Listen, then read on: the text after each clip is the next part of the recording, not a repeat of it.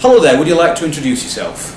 Hi, my name is Salman Abdulla and I'm the Chief Operating Officer for Emirates Aluminium, that is EMAL. EMAL is in the business of making world-class aluminium.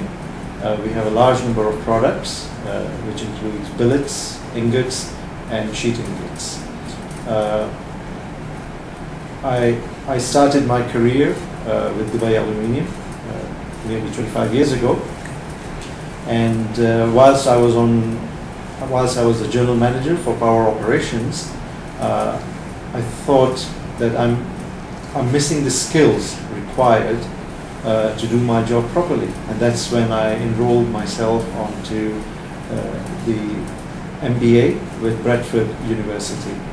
And whilst on the course and doing my job, there was an opportunity to be selected for this role, and myself and a number of my colleagues were shortlisted, and we worked with a consultant at Knowledge Village in Dubai, and they put us through some tests, and I was extremely lucky that I was on this program, on the MBA, and that actually gave me the right ingredients and the right tools which I needed to look pretty good in those assessments. And even in my present job, those tools and the skills I've learned are really helping me to move this company forward. So what sort of tools, can you give any examples of the way in which you've used what you've learnt on the program and applied them to work? Starting with with people in organization. I mean, the people in organization widened my view as to, for example, when conflicts happen. You know, without that breadth of knowledge, sometimes it appears that people are in conflict, but what actually is happening is you get an opportunity to reflect on the models that you have learned, and you very quickly find out that this is a natural group formation process. For example, when people get together for the first time, they go through the storming and then the norming session. To an untrained eye, or to a person not having been exposed to those models, it will appear that people are not getting along very well. Whereas with that knowledge, you find no, just allow it and nurture it through, and allow people to come to a norming stage. So that's with people.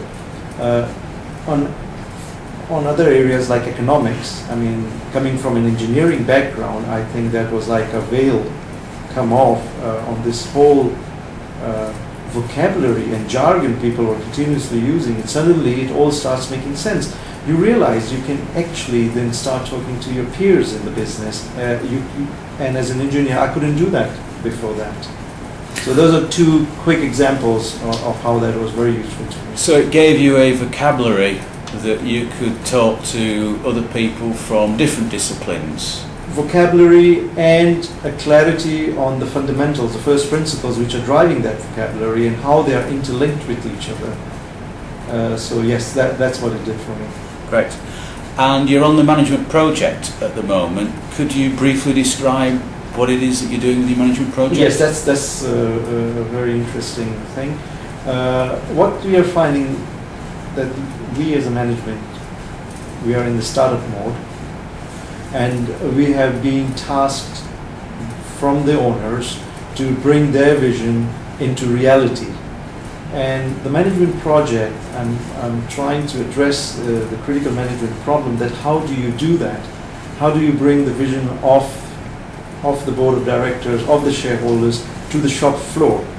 And my management project addresses this by reviewing the literature about the vision, about the strategy formulation and its implementing it on the shop floor, and giving the line managers a real management tool they can use in the daily life and move in the strategic direction this company wants to go into.